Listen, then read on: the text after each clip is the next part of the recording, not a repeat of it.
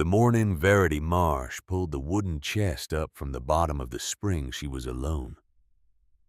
That was how she preferred it. The early hours, before the birds grew loud, before Emmett came tumbling down from the sleeping loft, with his boots on the wrong feet, before Calhoun rose and stood at the window doing the quiet arithmetic that husbands do when they are worried about money and trying not to show it. Those first minutes of the day belonged to her.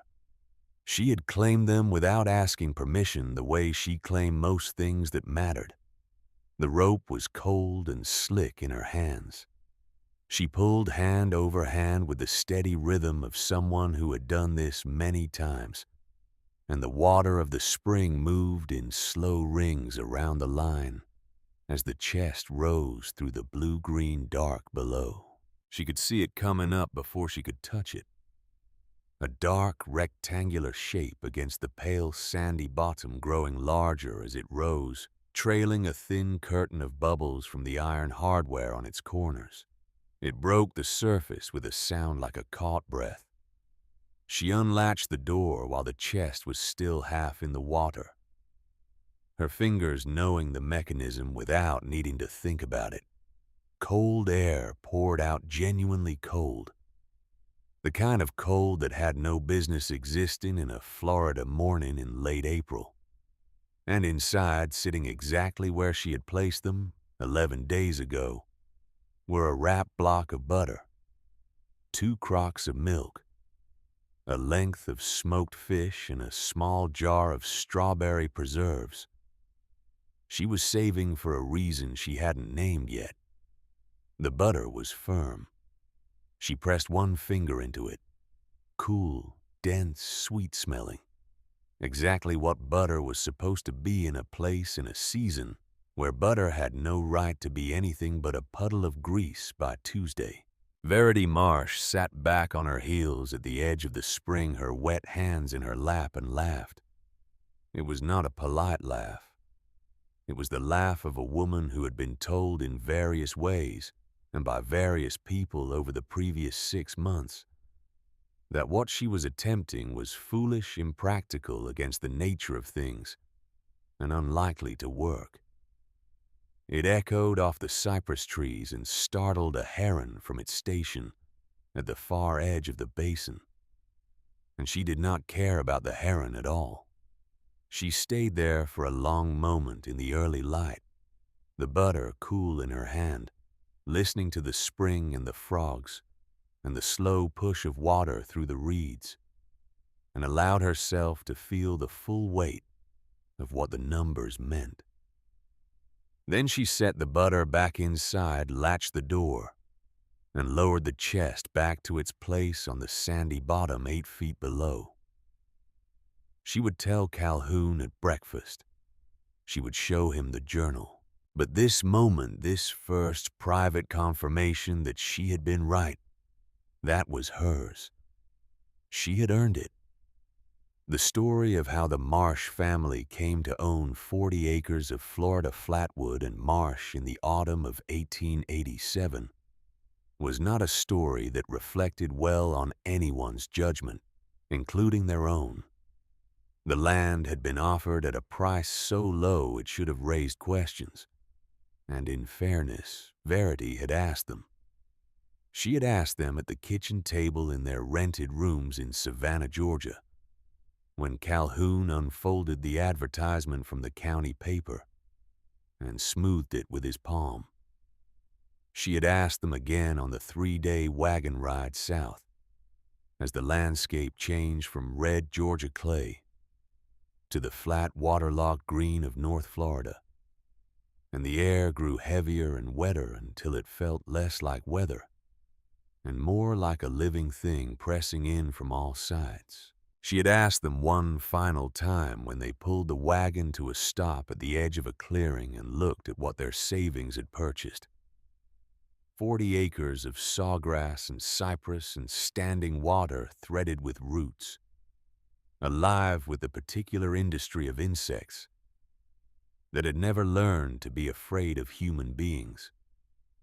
and sitting at the center of it all a spring-fed basin roughly the size of a generous pond whose water was so clear and so unnaturally blue-green that it looked on that first morning like a piece of the Gulf had wandered inland and decided to stay. The cabin had been promised as part of the arrangement. The description had used the word established. What stood at the edge of the clearing was a two-room structure of heart pine boards, a tin roof that caught the rain like applause, and a covered porch running the full width of the front that was genuinely the finest feature of the property. The chimney drew tolerably. The floors were level. It was not the worst shelter Verity had ever seen, and she had seen enough in her 27 years to have a reasonable calibration for these things. What it was not was the homestead she had imagined. She stood on the porch that first evening with her arms crossed and looked at the spring and the cypress and the flat, wet expanse of the only land they now owned in the world. And she made the same calculation she made every time she was presented with a situation that could not be changed. She put aside what she had expected and looked squarely at what was actually there. What was there was cold, clear water. 40 acres of soil that was dark and alive with things that grew. A porch broad enough for 2 chairs and a reasonable future. And a husband who stood beside her with his hands in his pockets doing his own version of the same arithmetic, and who had the particular quality she valued most in him. He did not try to tell her it was better than it looked. Calhoun Marsh was 32 years old, raw-boned and quiet, with the unhurried competence of a man who had spent his life working with his hands and trusted them completely. He had been a carpenter before he was a farmer, and in the way of men who learn a craft deeply, he was still primarily a carpenter, who had also become other things. He thought in terms of grain and joint and load-bearing capacity. He fixed problems by making them structurally sound. He was not a man who expressed himself in long speeches, and Verity did not require him to be. They had an understanding, the kind that forms between people who have shared hard things and come through them still talking to each other. Their son Emmett was 6 years old, gap-toothed and serious-faced with the singular focus of a child who has found one thing in the world that absorbs him completely and has decided that everything else is secondary. For Emmett, that thing was water. Not water in a general sense, not rain, not wells, not the river they had crossed twice on the journey south. Specifically and particularly the spring. He had noticed it within the first 10 minutes of their arrival, and by the end of the first week, he had named 3 of the cypress trees that leaned over it, and located the soft-shelled turtle that lived in the shallows on the north side. He called the turtle Captain. He had explained to Captain at length and with great seriousness the nature of the family's situation, the layout of the property and what he considered to be the spring's most interesting features. Whether Captain found this information useful was difficult to assess. Verity had planted a vegetable patch behind the cabin in those first weeks, with the practical optimism of a woman who understood that the ground would either cooperate or it wouldn't, and that finding out sooner was better than finding out later. She put in beans, turnips, carrots, and a row of sweet corn. She wasn't sure about, but planted anyway on the theory that uncertainty was not a reason to do nothing. The soil was dark and rich and smelled of things growing, which was encouraging. The heat was not encouraging.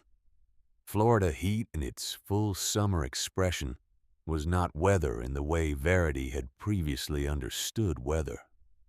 It was a condition like altitude or darkness that altered the basic properties of everything it touched. Food that was fine on Monday was questionable by Wednesday and decided by Friday. She had known it would be worse than Georgia. She had not known exactly how much worse.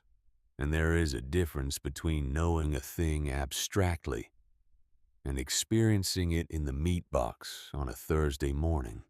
Calhoun had addressed the problem in the way he addressed most problems with wood and tools, and a plan he had thought through carefully before he said anything about it out loud. The root cellar was his idea. He had dug it himself through the previous autumn, working in the cool hours of early morning and late afternoon, going down 4 feet into the dark Florida earth, lining it with planks, fitting it with a door. He had been proud of it in the quiet way he was proud of things he built well. It was a good cellar, properly made, and in any reasonable climate it would have served them for years. The groundwater had other ideas. By the second week of March 1888, the cellar floor was damp. By the third week, it was wet. By the 1st of April, it was a muddy cavity that smelled of standing water and had rendered everything stored inside it either ruined or so close to ruin that the distinction was academic. Calhoun had stood at the edge of the opening and looked down at what 6 months of work had become, and his face had done the thing it did when he was absorbing something difficult. It had gone very still and his hands had stopped moving. Verity had said nothing about the fact that she had known from the beginning that the water table in this particular location was going to be a problem. She had not said it when he started digging. She had not said it when he was fitting the plank walls. She did not say it now, standing at the edge of the ruined cellar in the gray March morning with the groundwater seeping up around what remained of his work. She said, "What do we want to do next?" That was the kind of marriage they had. The food problem came to a head on a Monday morning in early April, 3 weeks after the cellar flooded. Verity opened the meat box before breakfast and found what was inside had turned overnight. 3 pounds of salt pork, purchased with money they didn't have a great deal of, loss to a single warm night, and a box that could not hold the cold. She carried it out without saying anything dramatic. She buried it in the corner of the vegetable patch where the soil was dark enough to use what it was given. She came back inside and stood at the kitchen table with her hands pressed flat on the worn wood surface, and she stayed that way for a long moment doing arithmetic that had nothing to do with numbers. This was the 3rd time in a month. Calhoun sat down across from her. The cabin was already warm at 7 in the morning, the humidity coming through the window screens like something physical. On the shelf behind Verity, a crock of butter she had churned 2 days ago had separated overnight, the yellow fat gone thin and greasy on top, the solids settling below. It was not usable. It was not anything anymore except evidence of a problem she did not yet know how to solve. Emmett was in the doorway. He sat on the edge of the porch with his feet hanging over the side, watching something in the water of the spring 50 yards away. He had been there since before Verity came downstairs, which meant he had been there since before the light was properly up, watching the spring come alive in the gray dawn, the way he watched it every morning. He said without turning around, "The water's cold, Mama." Neither Verity nor Calhoun said anything in response. They were looking at each other across the kitchen table doing the mathematics of the meat box and the butter crock and the 3rd failure in 4 weeks. And Emmett's observations settled into the room like a stone into water, making a small impact, then sinking unremarked to the bottom. That night Verity could not sleep. She lay in the warm dark of the sleeping loft, listening to the frogs outside, which were numerous and committed, and turned the problem over in the way she turned difficult things, not waiting for an answer to occur to her, but listening for where the problem itself wanted to go, the way you might listen to a piece of green wood and hear in it what it was gonna do when it dried. The food would not keep. That was the fact at the center of everything. The root cellar had failed. The meat box was inadequate. Wet burlap helped for an hour. Crocks sealed with wax bought 2 days. Florida was not built for keeping things the way she had kept things in Georgia. The heat here was structural, woven into the climate at a level below weather, persistent in a way that made every strategy she'd used before feel like a door with the wrong kind of lock.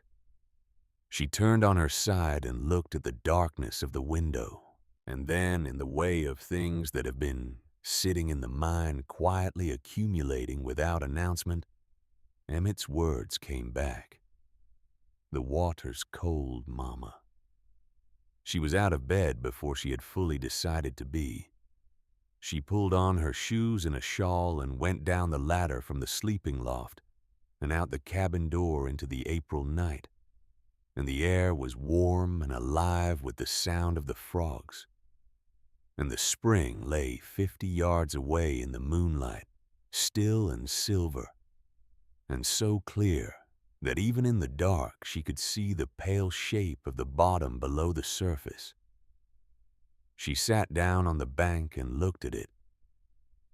The spring was fed from underground. She knew this the way you know things you haven't thought about formally but have simply absorbed from living near something. The water came up cold from deep in the earth where the temperature was constant, regardless of what the air above was doing. Even in full summer, the bottom of that basin stayed cold enough to raise goosebumps on your arm if you reached down far enough. She had seen Emmett come up from his wading with his skin prickled and his teeth almost chattering, and she had wrapped him in a towel and thought nothing particular about it. She was thinking something particular about it now. What if the cold wasn't the problem? What if it was the answer? She sat at the edge of the spring for a long time, the night frogs singing around her, and worked it through, the way she worked through everything that mattered methodically, from every angle looking for the flaw. The place it failed. The cold was constant. The depth was sufficient. 8 feet at the deepest point. She knew this because Emmett had measured it with a stick and a piece of string and told her about it with the gravity of a scientist reporting a significant finding. The water was clear and clean, fed from underground, not from the surface. What you would need, she thought, was a container, sealed against water, large enough to hold a meaningful supply of food, stable enough to rest on the bottom without floating or tipping. Accessible, you would need to be able to reach it to load and unload it without going in the water yourself every time. She thought about wood. She thought about pitch. She thought about rope and weight and the basic principles of buoyancy that she understood from the practical education of a woman who had grown up near water and paid attention. By the time the sky began to lighten in the east, she had the outline of something that might work. She went inside and put the coffee on. Calhoun came downstairs at first light to find Verity at the kitchen table with a sheet of brown paper and a stub of pencil drawing. He poured his coffee and sat across from her and looked at what she was drawing without saying anything, which was one of his better qualities. He waited until she had finished the main lines of the sketch. A rectangular box shelved inside hinged door on the front, iron hardware at the corners, a rope system running up to the surface before he picked up the paper and examined it. He was quiet for a full minute. "Cypress," he said finally. "I thought cypress. It's the right wood, water resistant, heavy enough." He set the paper down. "The door is the hard part.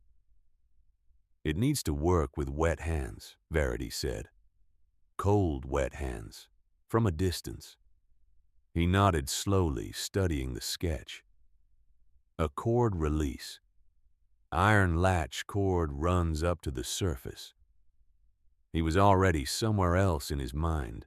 The place he went when he was solving a construction problem, she could see it in his face. The particular inward focus of a man measuring and fitting things in his head.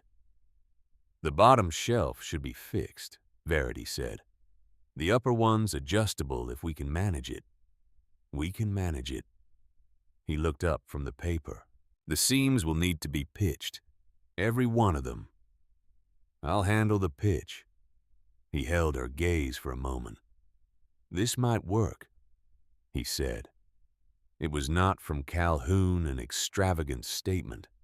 It was from Calhoun as close to enthusiastic endorsement as he generally got. Verity took it as such.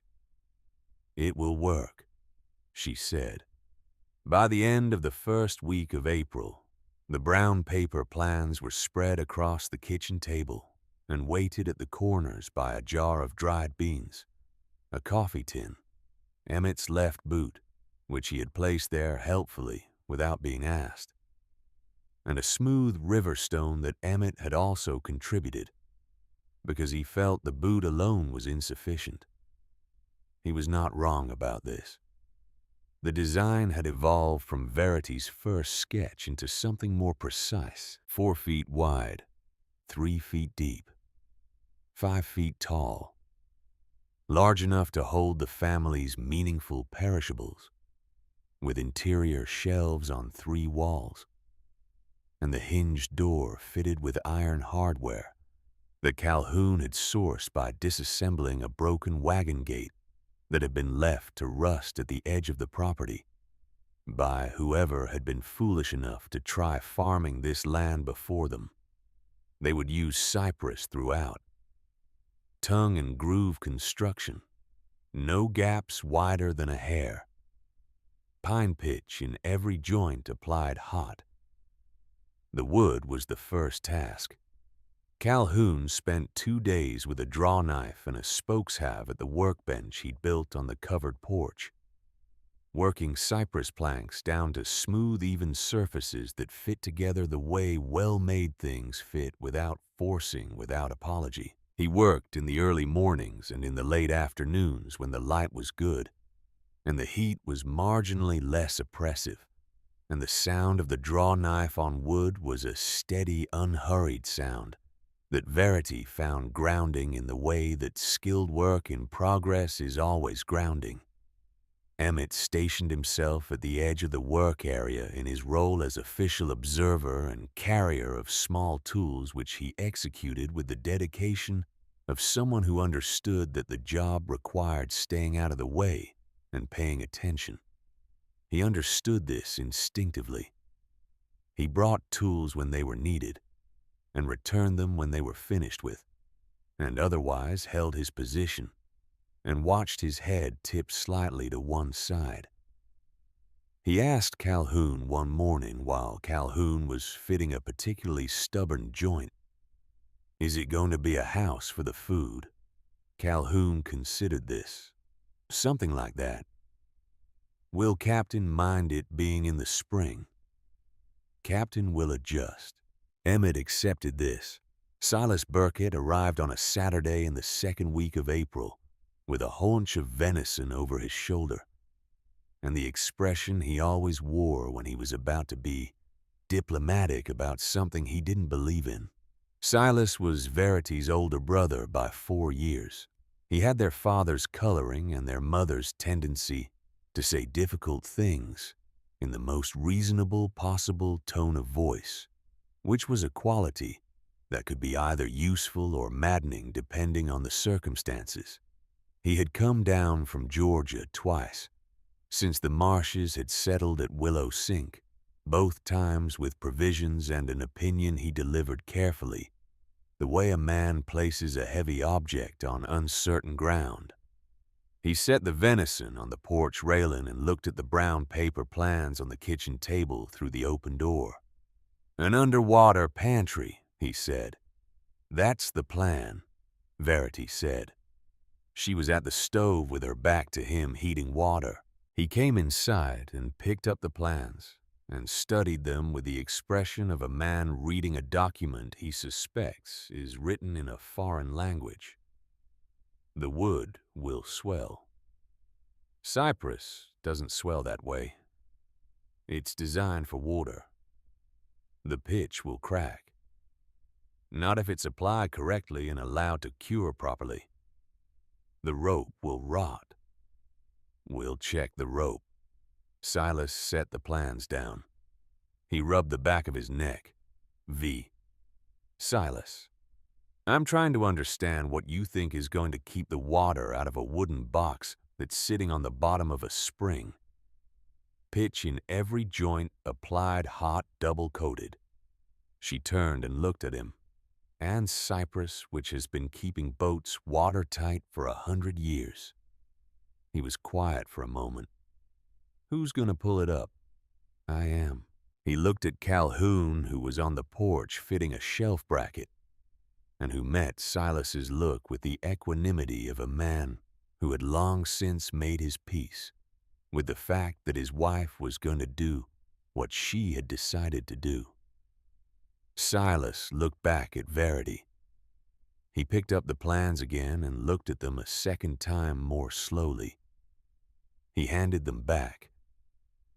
"I'll come by when you put it in the water," he said. Dorothea Holt was a different matter entirely.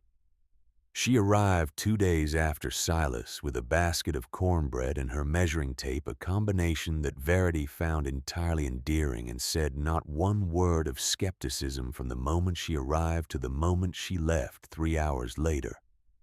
She measured the spring. She looked at the sketch. She asked specific questions about the pitch formula and the rope configuration and the depth at which the chest would sit.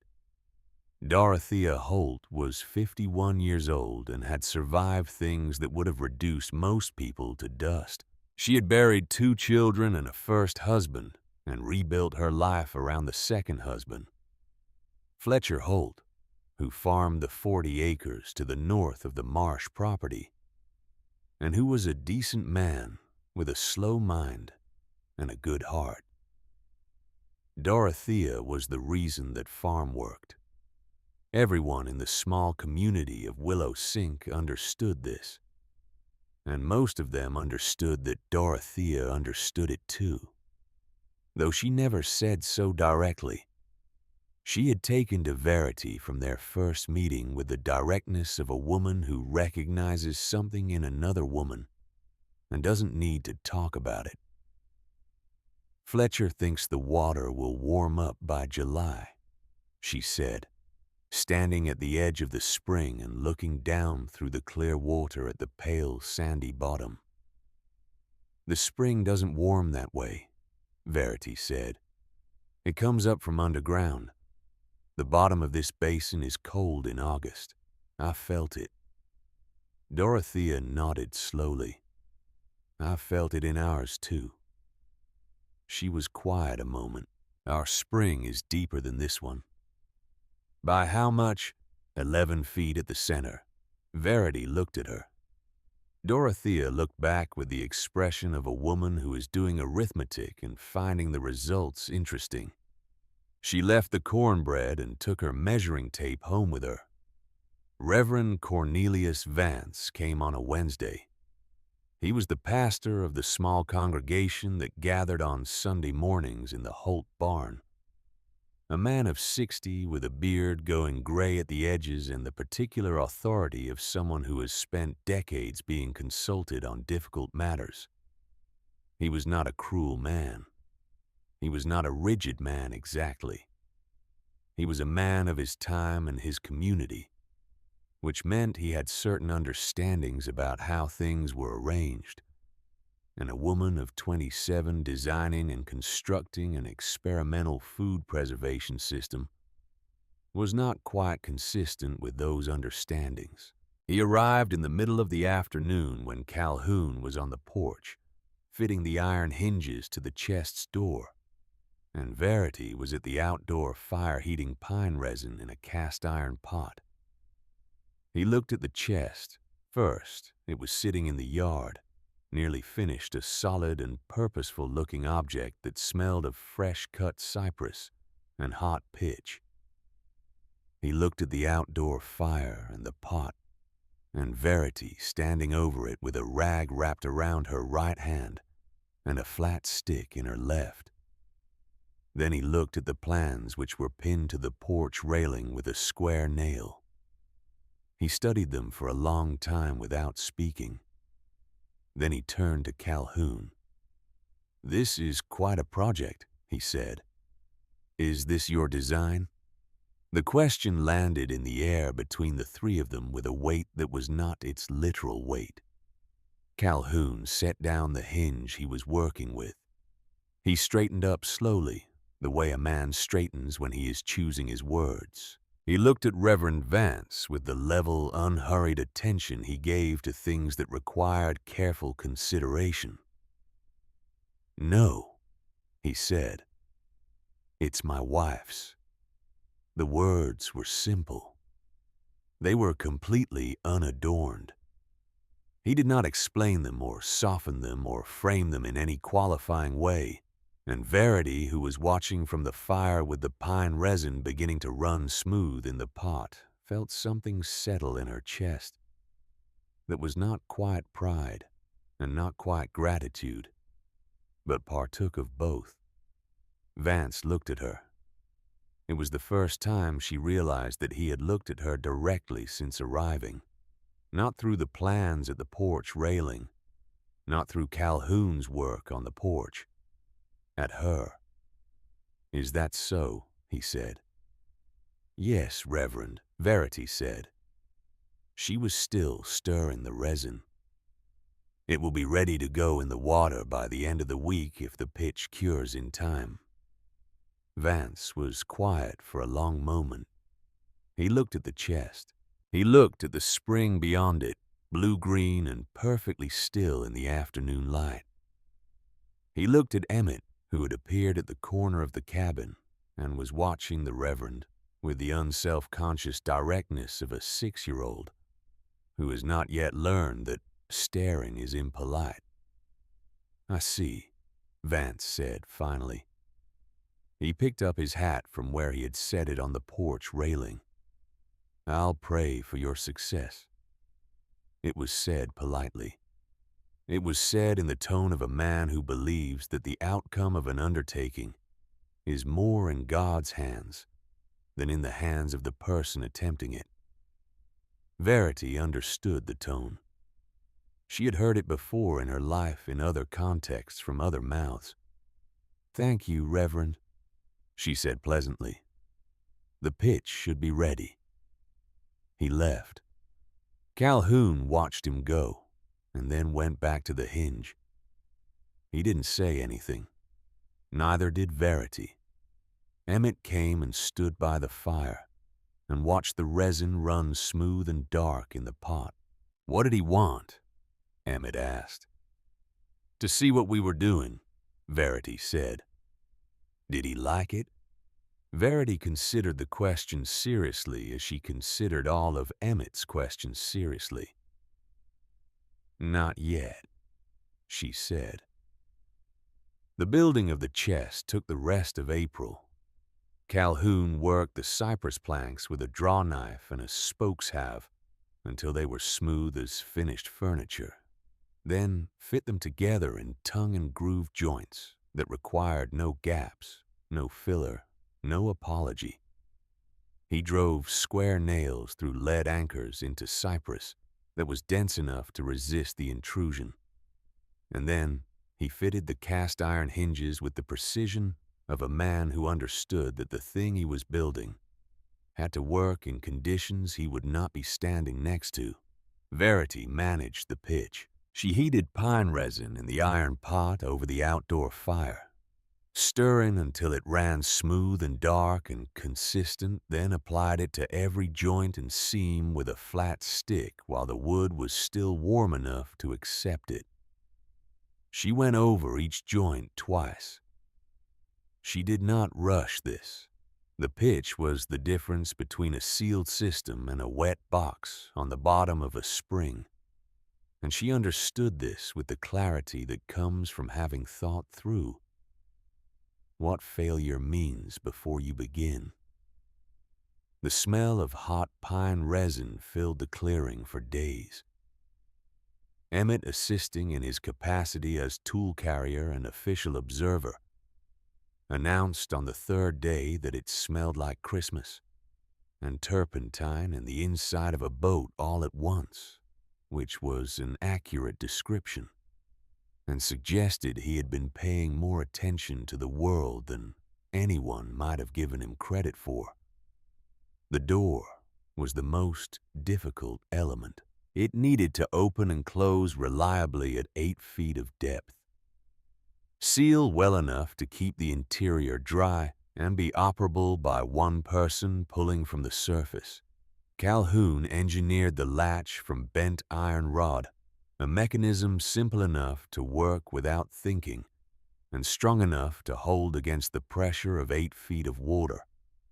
A cord ran from the latch up through an iron ring on the chest's roof to a wooden handle that would rest at the surface.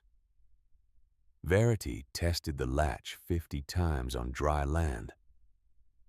She opened and closed it with her right hand, with her left hand with both hands, wet from the water bucket, with her eyes closed to simulate working by feel. She adjusted the tension on the release cord twice.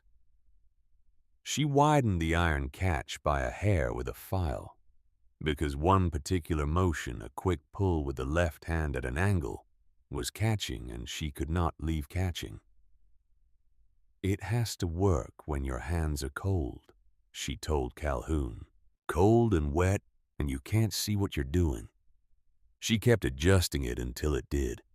Obadiah Pratt ran the trading post at Willow Sink from a long building that smelled of rope and lamp oil, and the particular industry of a man who stocked everything a scattered rural community might need, and had learned that the community needed things you wouldn't necessarily expect.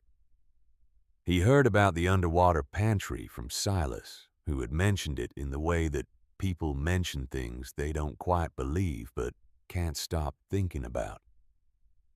Pratt stocked rope and iron hardware and various grades of pitch among the many hundreds of things that lined his shelves, and he had sold Calhoun several items in the past weeks without asking questions, because he had learned over the years that the best way to find out what people were building was to wait until they were done. When Verity came in on a Wednesday with a list, he set her items on the counter one by one and measured what needed measuring, and he said, with the manner of a man raising a practical concern, "Heard you're putting a cedar box in your spring." "Cypress," Verity said. "Cypress then." He measured out a length of additional cord. "My daddy tried keeping crocs in a well once. Water got in eventually." "The joints are pitched," Verity said. "Every one." Applied hot. Pratt folded the cord and wrapped it in brown paper with the unhurried efficiency of someone who had spent his life measuring things. "Could work," he said in a tone that meant the opposite. Verity paid for her items and gathered them under her arm. "It will work, Mr. Pratt," she said pleasantly, and went out into the April sun. She was not angry at Obadiah Pratt. She was not angry at Silas or at Reverend Vance or at Fletcher Holt's quiet skepticism or at the general ambient doubt that had gathered around the project like weather gathering around a hill. She understood it. She understood that what she was proposing was strange, that a 27-year-old woman designing a food preservation system that didn't exist yet was not the ordinary run of things in a community like Willow Sink in 1888. Understanding it did not make her more likely to stop. It made her, if anything, more careful. Every doubt she heard was a potential failure point she needed to account for, a weakness she needed to find before the water did. Pratt's concern about seepage was a concern she shared. Silas's worry about the rope was legitimate. Vance's silence was a kind of question she intended to answer. The difference between where she stood and where they stood was this: they were looking at what might go wrong. She was looking at what she needed to do to make sure it didn't. On the 15th of April, the chest was done. It sat in the yard near the spring, looking exactly like what it was. A heavy wooden cabinet sealed with pitch and fitted with iron hardware, and a rope handle on the roof, built to go somewhere that furniture did not ordinarily go. Calhoun had built a small test stand so it could rest level on the uneven ground of the yard, and it sat on this stand in the afternoon light, looking, Verity thought, fundamentally correct. Built for its purpose. Nothing extraneous. Silas came by that afternoon, drawn by some instinct for timing that brothers develop when they don't want to admit they are curious. He stood in the yard with his arms folded and looked at the chest for a long time. "It's heavier than I expected," he said. "Cypress is dense," Calhoun said. "You haven't put it in yet." "Tomorrow morning," Verity said. Silas looked at the spring. He looked at the chest. He rubbed the back of his neck. "I'll come by," he said after a moment. "To watch." He said it the way a man says something when he doesn't want to admit that he is hoping to be surprised. 7 o'clock, Verity said. "Bring coffee if you want it. We'll have our hands full." She went inside to prepare the evening meal, and behind her the spring lay silver and still in the last of the April light, cold and deep and waiting. And beneath its surface, 8 feet down in the blue-green dark of the sandy bottom, there was a space exactly the size of a cypress chest that no one had put anything in yet. But that felt to Verity very much like a space that had always been there. She had only been the first person to see it. The morning they put the chest in the water, the spring was mirror still. It was the 16th of April, a Thursday, and the air was already warm by 7 o'clock, with the particular warmth that Florida produces in spring. Not the brutal, pressing heat of midsummer, but a gentle insistence, a reminder of what was coming, a hand laid flat against your back, pushing you in a direction you couldn't argue with. The cypress trees cast long shadows across the water.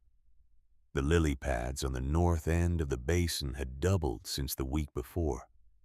Captain, the soft-shelled turtle, was at his usual station on the submerged log, with only his head above the surface, watching the proceedings with the profound detachment of a creature that has seen stranger things than this and expects to see stranger things still. Silas was there. He arrived at 6:55 with no coffee, which meant he had left too early to make it, which meant he had not slept well, which meant he was more invested in the outcome of this morning than he was willing to say. The Holts came. Fletcher walked over from the north property with his hat in his hand, the way he went everywhere, as though he was always about to be introduced to someone important. Dorothea came with cornbread in a basket, which Verity noted the cornbread meant Dorothea expected to be there a while, which meant Dorothea thought this was worth staying for. Reverend Vance did not come. Verity had not expected him to. Calhoun had rigged the lowering system the previous afternoon. A forked cedar post driven into the bank at the spring's edge held a cast-iron pulley block he had borrowed from Fletcher Holt, who used it to move equipment and lent it without requiring an explanation. The rope ran through the block and back to a second anchor stake so that two people pulling from the bank could lower the chest steadily rather than dropping it. 4 iron eye bolts in the corners of the chest's roof held the rope in a balanced configuration. A separate anchor chain, one end fastened to the chest's base and the other to an iron rod. Calhoun had driven into the spring bottom 2 days earlier would hold the pantry at depth regardless of buoyancy. Emmett had attached the anchor rod to the chest the previous evening with a knot he had learned from watching Calhoun, and then practiced on a fence post until he could do it without looking. He had checked it twice this morning, standing in the shallow edge of the spring in his bare feet, the water cold around his ankles before anyone else was awake. They walked the chest to the bank together, Calhoun and Verity on opposite corners, Silas steadying the rope configuration from behind. It was heavier than it looked, which Silas had predicted, and which turned out to be an asset rather than a problem. Dense things behave better at depth. They set it at the water's edge. "Ready," Calhoun said. Verity looked at Emmett, who had taken his position at the bank 3 feet to the right.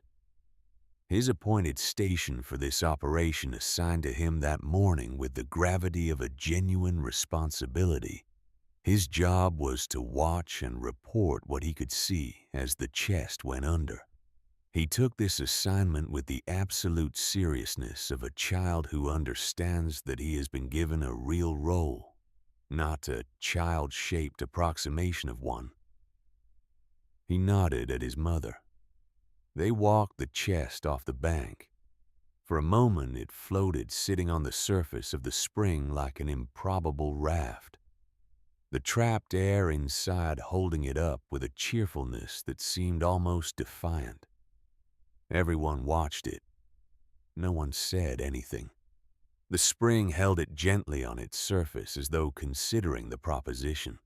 Then Calhoun and Verity took the haul rope and began to walk it down hand over hand. The pulley took the strain. The chest tilted.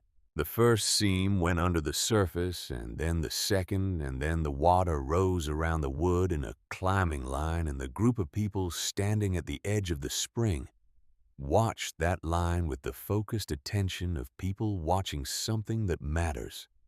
"Bubbles," said Emmett. Everyone stopped. "Where?" Verity said. "The bottom corner. The one with the mark." Emmett had drawn a small fish on that corner of the chest during construction. He had done this with a piece of charcoal on a slow afternoon, without asking permission, and no one had removed it, because it was Emmett's and he had drawn it with considerable care. Now the fish was pointing them toward a failure they would not otherwise have found in time. They pulled the chest back up. Verity got down on her knees at the bank's edge without a word to anyone, and ran her fingers along the bottom corner where Emmett had indicated, pressing against the pitched seam with her thumb. And she found it a gap, the width of a thumbnail, where the resin had contracted slightly, away from a dense knot in the cypress grain. It was small. It was entirely sufficient to ruin everything if left unaddressed. She stood up. "I need the pitch pot." Calhoun had the outdoor fire going in under 4 minutes. The resin heated in the iron pot. Verity took the flat stick and worked the hot pitch into the gap, pressing it deep into the wood grain spreading it along the line of the seam in both directions from the failure point. She did it once. She let it set for 30 seconds, then did it again. She tested the result with a wet cloth, pressing hard against the seam and holding. She stood up. "Again," she said. They walked the chest off the bank a second time. Emmett watched for 3 full minutes, his face at its most concentrated before he spoke. "No bubbles," he said. They let it down slowly, hand over hand, the rope running through the pulley in long, steady pulls. The chest descended through the clear water with a deliberateness that felt to Verity almost ceremonial, a thing passing from one state of being into another, crossing some threshold that had no name. The blue-green water closed over it. The rope ran straight down from the cedar post to where the chest rested 8 feet below on the sandy bottom in the cold and the quiet and the dark. Silas let out a breath. Dorothea put her hands on her hips and tilted her head in a way that was, Verity noted, startlingly similar to her own habit of listening for an answer. "Well," Dorothea said, "let's see if it works." 4 days later, Verity was up before the birds. She had not slept badly. She had slept the way she slept when something she had planned was in progress. Not anxiously, but lightly, the way a mother sleeps when a child is in the house and well. But she is listening anyway. She dressed in the gray dark and went downstairs and out through the cabin door into the pre-dawn. And the spring was there 50 yards ahead, its surface perfectly still in the last of the night. She pulled the chest up alone. She did not wake Calhoun.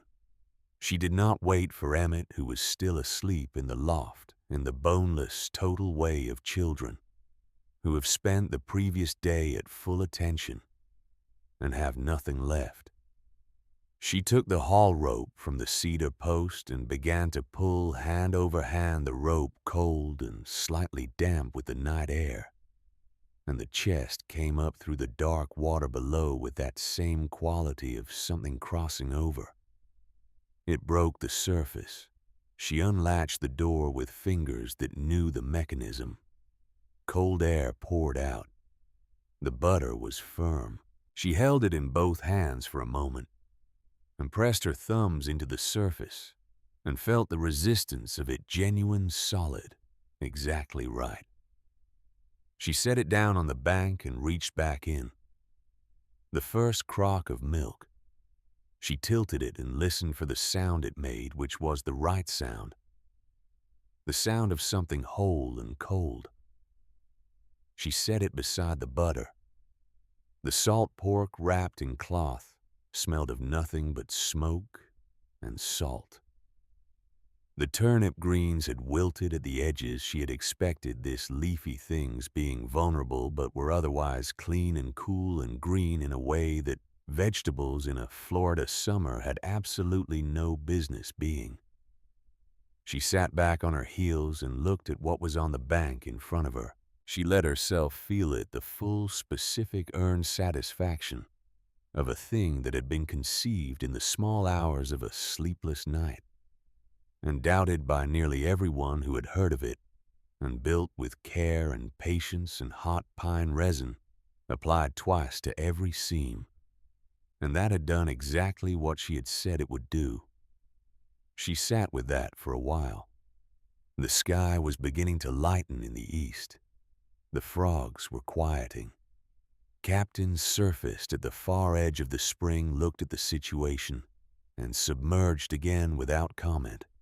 Then Verity loaded the chest back up with fresh provisions, an additional half-pound of butter, a second crock, a piece of pork loin she'd salted the previous week, and lowered it back to its place on the bottom, and tied off the rope and went inside to put the coffee on. When Calhoun came downstairs at first light, she was sitting at the kitchen table with her journal open. "It works," she said. He sat down across from her and looked at her face, which was composed but carrying something in it that he recognized from many years of looking at her face in moments that mattered. "Tell me," he said. She told him, and then she showed him the journal. May arrived and the heat became serious. This was not the polite warmth of April, which had the decency to lift in the evenings and allow the possibility of sleep. This was the full commitment of a Florida spring pushing hard towards summer temperatures in the upper 80s by 9 in the morning. The air thick enough to feel like something you were pushing through rather than walking in. The insects arrived in the evenings in numbers that required either a smudge fire or a philosophical resignation. To discomfort, and most evenings, Verity chose the smudge fire on the grounds that philosophy had its limits. The Holts lost a side of beef in the second week of May. It went bad overnight faster than Dorothea had expected, in a way that meant she had been measuring the temperature wrong, and the consequence of that miscalculation was significant. She rode over to tell Verity with the expression of a woman who is doing arithmetic and does not like the totals. "Your milk is still sweet?" she asked, standing at the edge of the spring and looking down through the water at the shape of the chest below. "Sweet and cold," Verity said. "Emmett drank 2 cups straight yesterday and asked for a third." Dorothea was quiet for a long moment. The great blue heron that had taken up permanent residence on the far side of the spring stood in the shallows in its usual attitude of total professional commitment, watching something invisible below the surface. "Fletcher says the water will warm up," Dorothea said. "Not unkindly." "The spring doesn't warm that way," Verity said. "It comes up cold from underground. The bottom of this basin is cold in August. I have felt it." Dorothea nodded slowly in the manner of a person revising a calculation. She looked at the spring for a long time. Then she looked at Verity. "When Fletcher builds ours," she said, "I want you to tell me exactly how you did the pitch." She rode home and Verity watched her go, and then looked down through the clear water at the dark shape of the chest sitting at the bottom of the spring, surrounded by the blue-green glow of that deep, cold, unchanged world, and felt something she had not named yet, solidifying into something she could almost touch. The real problem announced itself on a Thursday morning in the middle of May. Verity was at the spring before 6, as she was most mornings, the haul rope in her hands beginning the slow pull that brought the chest up from the bottom. 6 inches of rope had come over the cedar post when she felt something wrong. She stopped. She stood still at the bank's edge and held the rope in both hands, and attended to what she had felt the way she attended to things that presented themselves subtly rather than loudly. The rope had a quality in that moment that was not the quality it should have had. Not wrong in a catastrophic way. Wrong in a way that was gonna be catastrophic if she kept pulling. She did not keep pulling. She lowered the chest back to the bottom. A careful, controlled reversal, feeling the weight come off the rope as the chest settled. She secured the line around the cedar post. Then she took the rope in both hands and ran them along its length from the post downward, feeling the braid under her palms with the attention you give to something you are reading, rather than something you are merely touching. She found it 12 inches below the post, a section where the braid had thinned, not broken, not visibly damaged from a distance, but thinned in a way that told her very clearly that the 4 or 5 remaining strands were doing the work that 12 strands were supposed to do. It had been happening gradually. Stress applied repeatedly to a braid that had a flaw in its original construction. A section where 3 strands had been twisted instead of 4. And the weeks of daily raising and lowering had been finding that flaw and working it the way water finds the weakness in a stone. If she had kept pulling, it would have parted.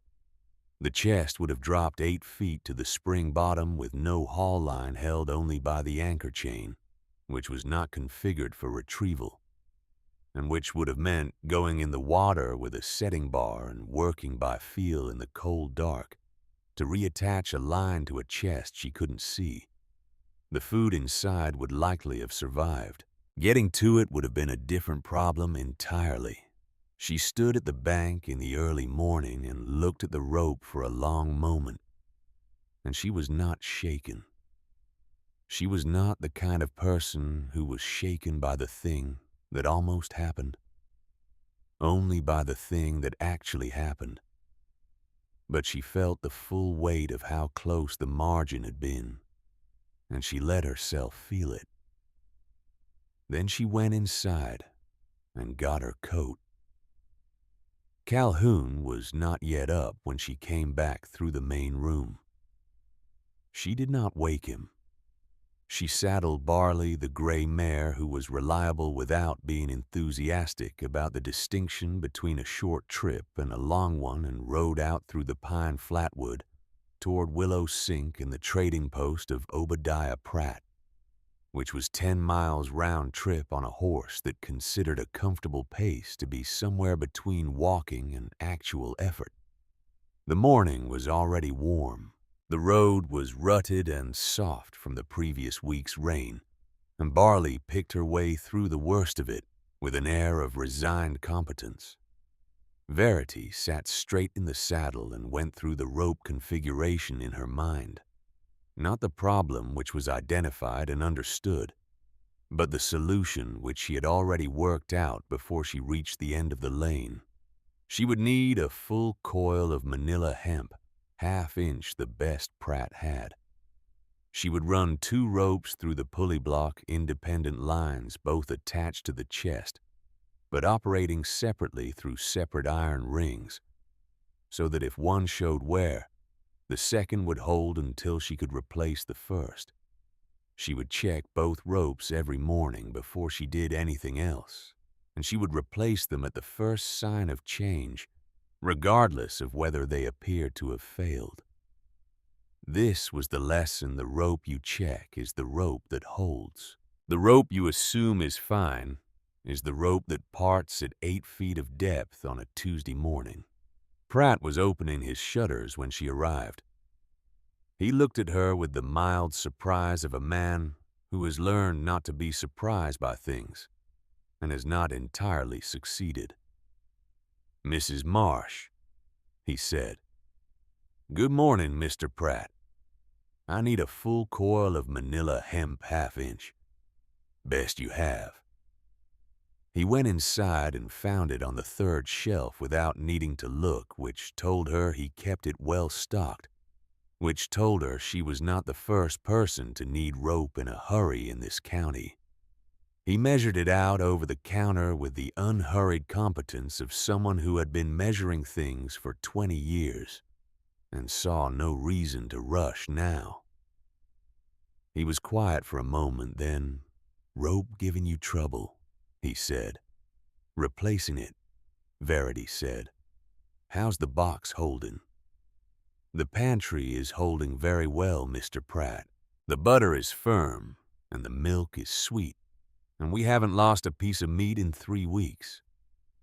She said it pleasantly because there was no reason not to be pleasant, and because she found that pleasantness in the face of skepticism was more effective than argument and required less effort. Pratt wrapped the coil in brown paper and tied it. "Glad to hear it," he said in a tone that suggested he was adjusting something in his understanding of the world slowly, and against some internal resistance. She tied the coil behind the saddle and rode home. Calhoun was at the spring when she got back, standing at the bank's edge with the thinned rope in his hands, having found the problem on his own in the hour since she had left. He looked at her. He looked at the coil of rope behind the saddle. "You already went," he said. 10 miles, she said. Barley was adequate. He took the rope from behind the saddle and turned it over in his hands, examining the weave. He looked at the damaged section on the old line, then looked at her. "The doubled configuration," he said. 2 independent lines.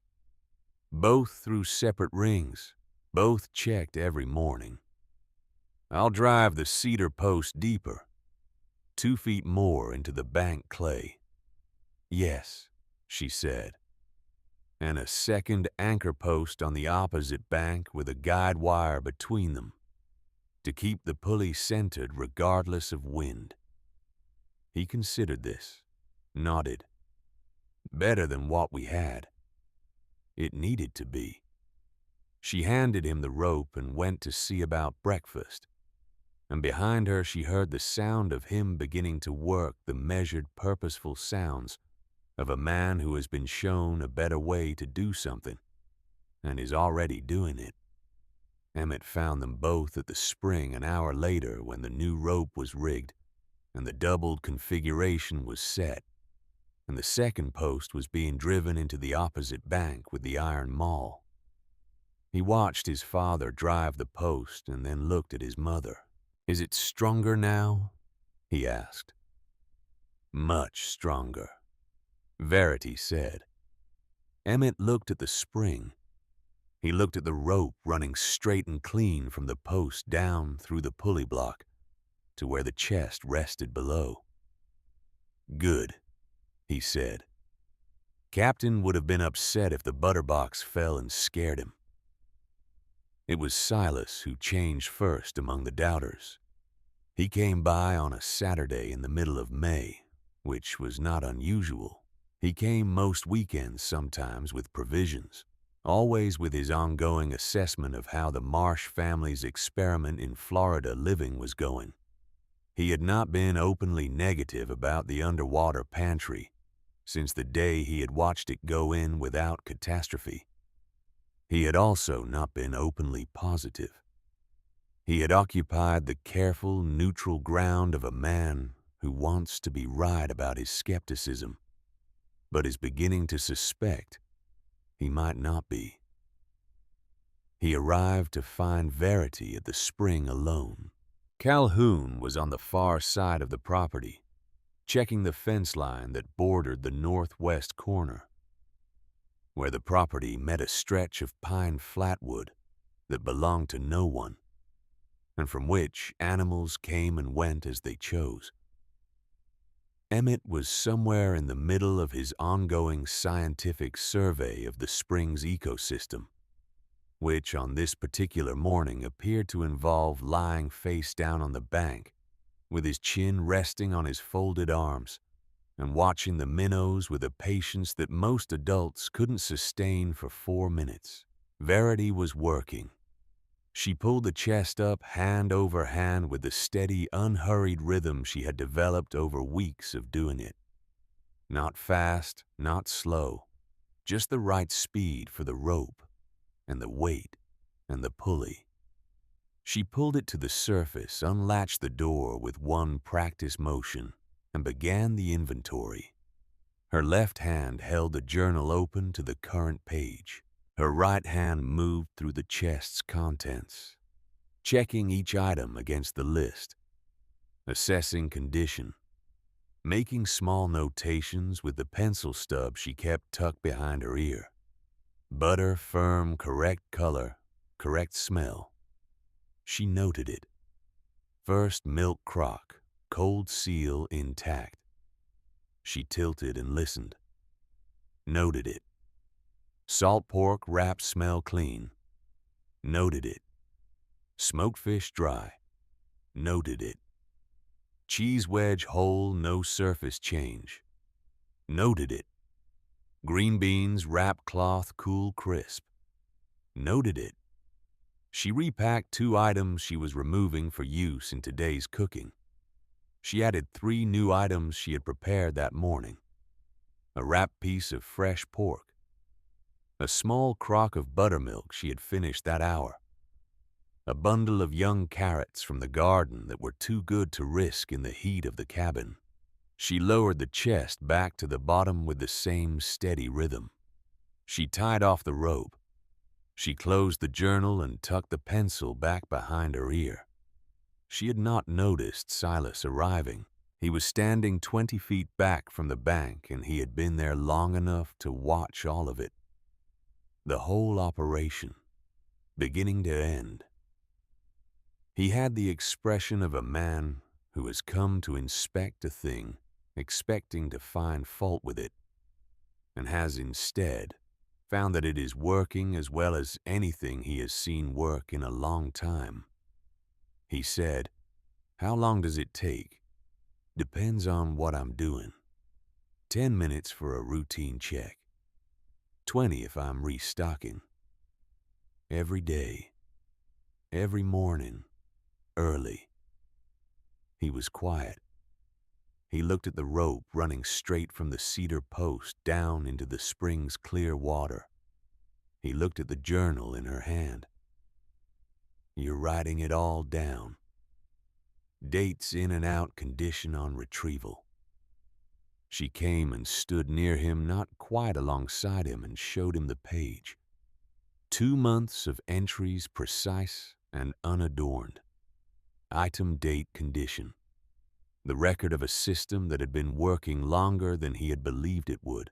Silas read it slowly, which was how he read everything. He read it twice. He handed it back to her. He was quiet for a long time. The heron had come back to its station on the far side of the spring.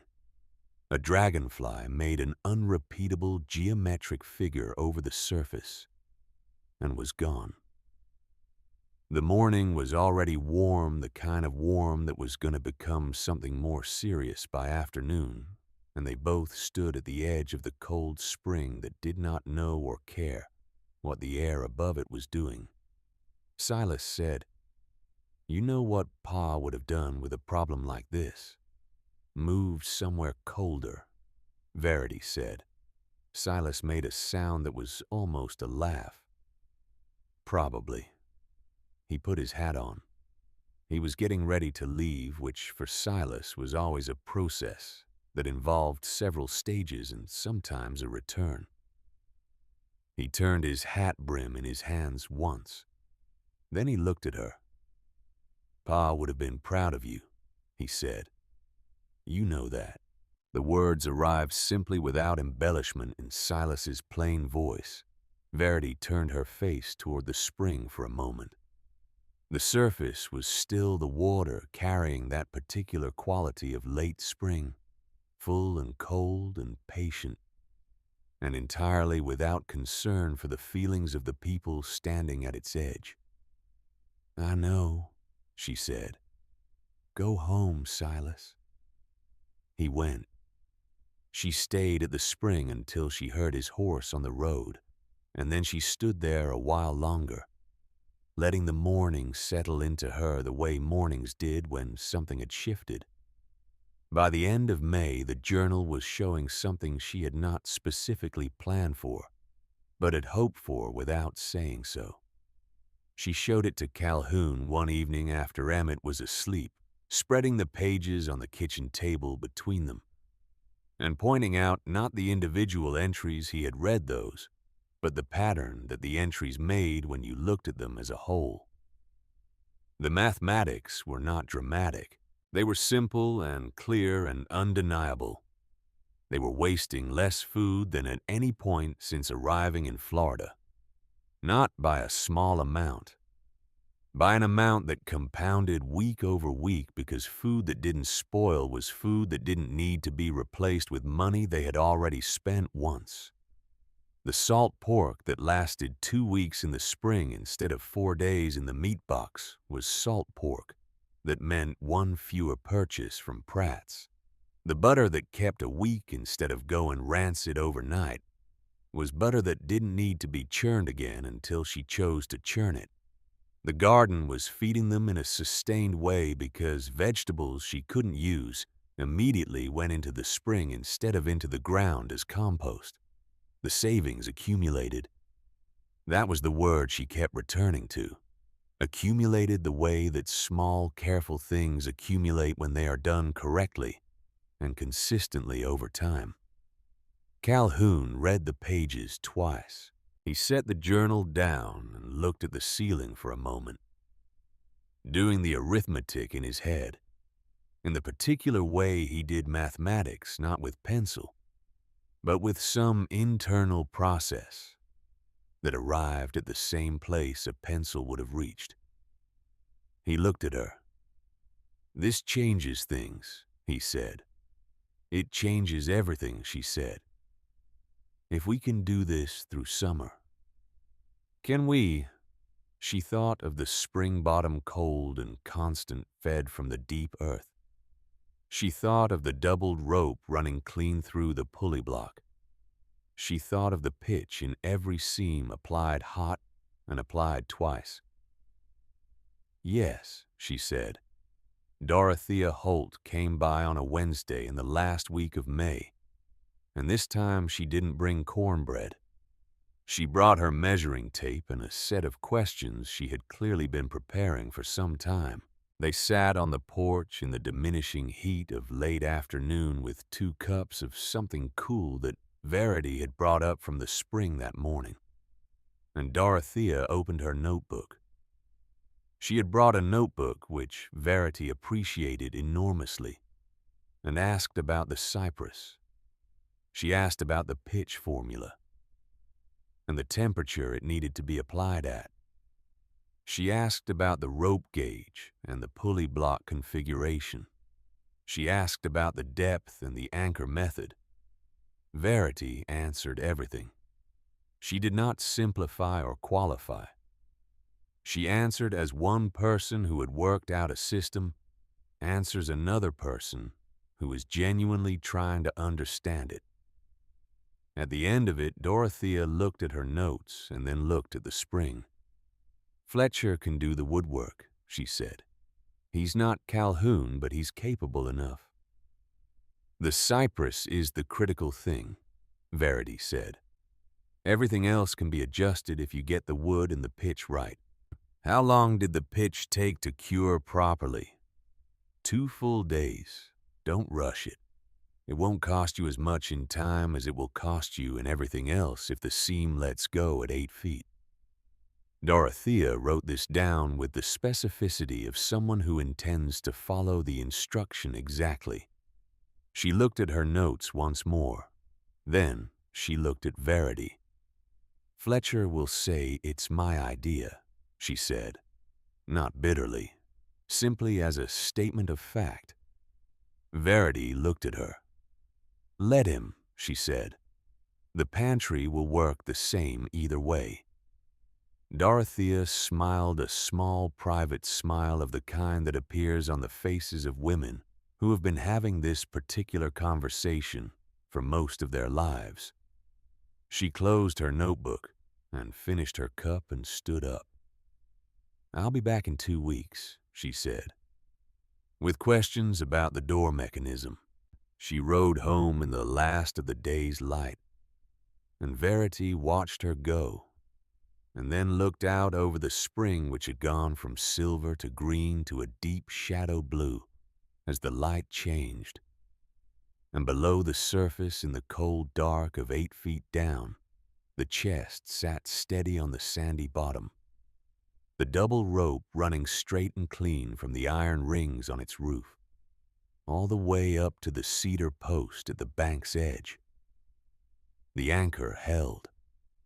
The rope was sound. The pitch was whole. She went inside to write the evening's entry in the journal. Dates in, dates out. Condition on retrieval.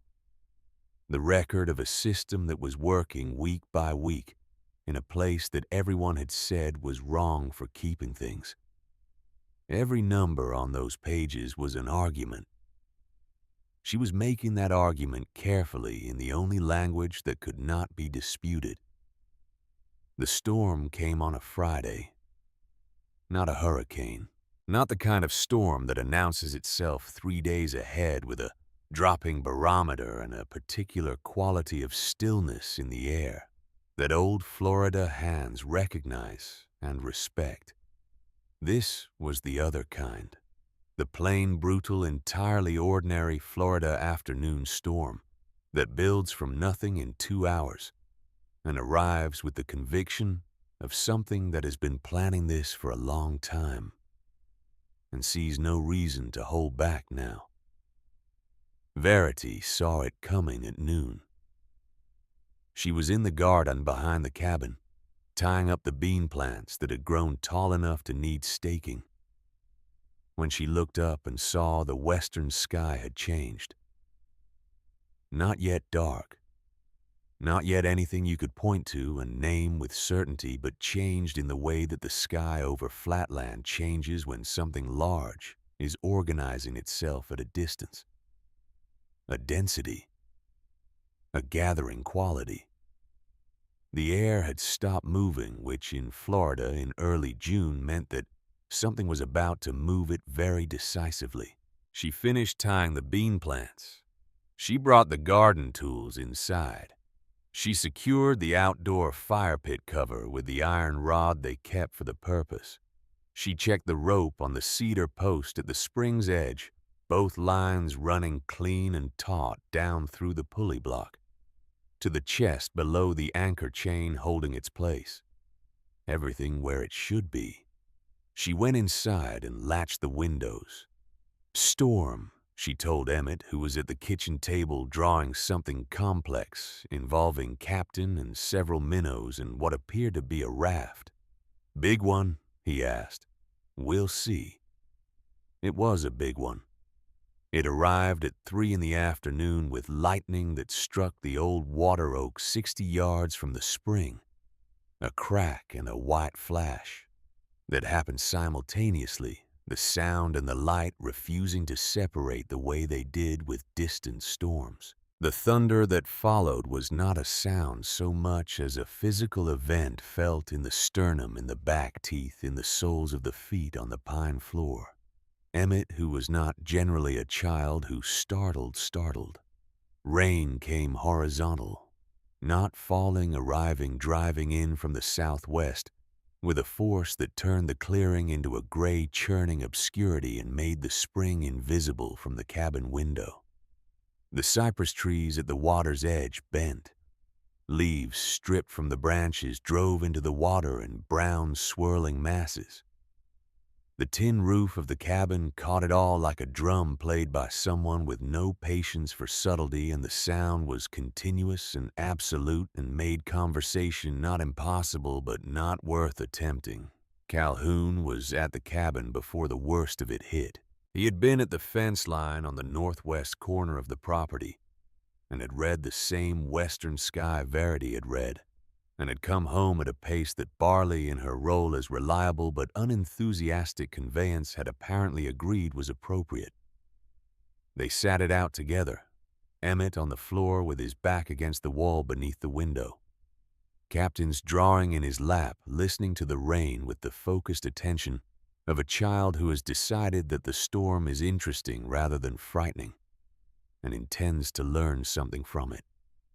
Calhoun in the chair by the cold fireplace, a piece of leather harness in his hands that he had been meaning to mend for 2 weeks. Verity at the table with the journal recording the previous day's entries that she hadn't gotten to that morning, listening to the rain and the wind and thinking about the rope at the spring's edge. The storm lasted 2 hours. When it passed, it left behind the particular smell of a Florida storm's aftermath, green and mineral and electric, as though the air itself had been washed and wrung out and was still damp at the edges. The clearing was scattered with leaves and small branches. The vegetable patch had taken a beating but was recoverable.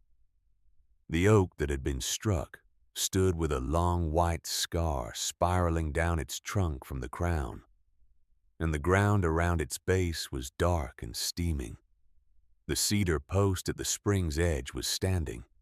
Verity saw this from the porch, before she saw anything else about the spring's condition, because the post was what mattered, and the post was upright, and the rope was still running from it.